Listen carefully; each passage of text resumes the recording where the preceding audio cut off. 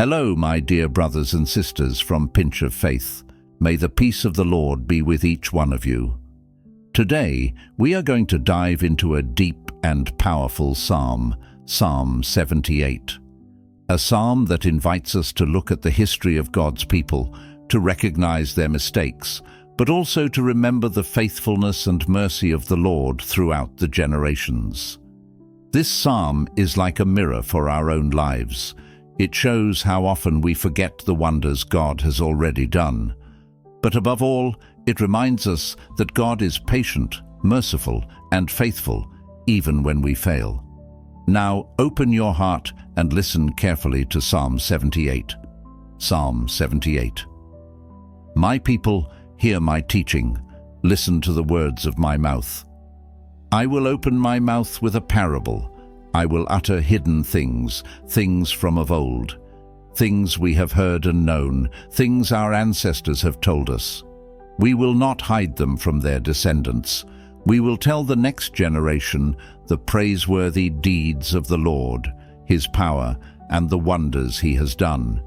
He decreed statutes for Jacob and established the law in Israel, which He commanded our ancestors to teach their children, so the next generation would know them, even the children yet to be born, and they in turn would tell their children.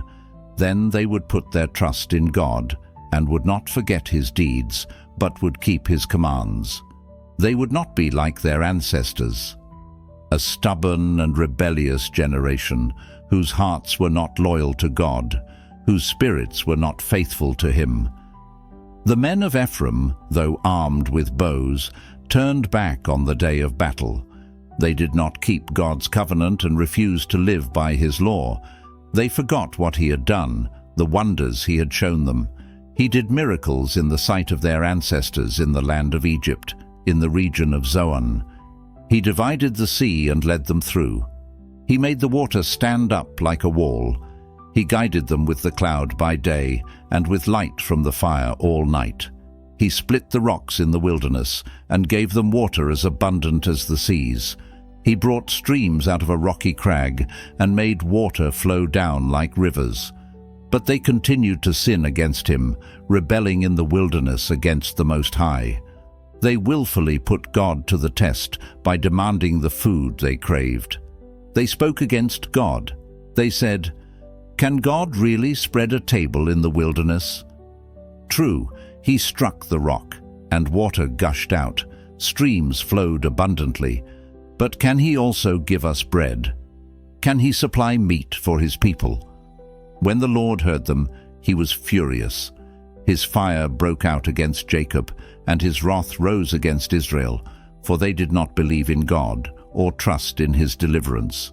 Yet He gave a command to the skies above and opened the doors of the heavens. He rained down manna for the people to eat. He gave them the grain of heaven. Human beings ate the bread of angels. He sent them all the food they could eat. He let loose the east wind from the heavens, and by His power made the south wind blow. He rained meat down on them like dust, birds like sand on the seashore. He made them come down inside their camp, all around their tents. They ate till they were gorged. He had given them what they craved. But before they turned from what they craved, even while the food was still in their mouths, God's anger rose against them. He put to death the sturdiest among them, cutting down the young men of Israel. In spite of all this, they kept on sinning. In spite of His wonders, they did not believe. So He ended their days in futility and their years in terror. Whenever God slew them, they would seek Him. They eagerly turned to Him again. They remembered that God was their rock, that God Most High was their Redeemer. But then they would flatter Him with their mouths, lying to Him with their tongues. Their hearts were not loyal to Him. They were not faithful to His covenant. Yet He was merciful. He forgave their iniquities and did not destroy them. Time after time He restrained His anger and did not stir up His full wrath. He remembered that they were but flesh, a passing breeze that does not return. How often they rebelled against him in the wilderness and grieved him in the wasteland. Again and again they put God to the test. They vexed the Holy One of Israel. They did not remember his power, the day he redeemed them from the oppressor, the day he displayed his signs in Egypt, his wonders in the region of Zoan. He turned their river into blood. They could not drink from their streams. He sent swarms of flies that devoured them, and frogs that devastated them. He gave their crops to the grasshopper, their produce to the locust. He destroyed their vines with hail, and their sycamore figs with sleet. He gave over their cattle to the hail, their livestock to bolts of lightning. He unleashed against them his hot anger, his wrath, indignation, and hostility, a band of destroying angels. He prepared a path for his anger. He did not spare them from death, but gave them over to the plague. He struck down all the firstborn of Egypt, the first fruits of manhood in the tents of Ham. But he brought his people out like a flock. He led them like sheep through the wilderness. He guided them safely so they were unafraid, but the sea engulfed their enemies. And so he brought them to the border of his holy land, to the hill country his right hand had taken. He drove out nations before them and allotted their lands to them as an inheritance. He settled the tribes of Israel in their homes. But they put God to the test and rebelled against the Most High. They did not keep his statutes. Like their ancestors, they were disloyal and faithless, as unreliable as a faulty bow. They angered him with their high places. They aroused his jealousy with their idols. When God heard them, he was furious. He rejected Israel completely.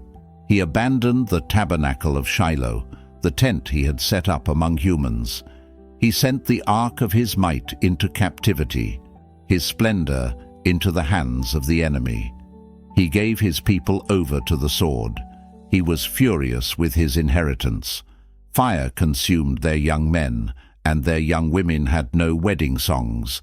Their priests were put to the sword, and their widows could not weep.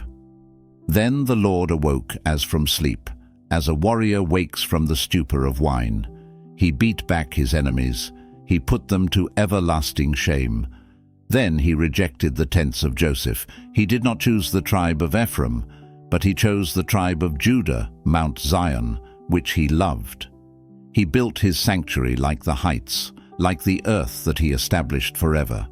He chose David his servant and took him from the sheep pens.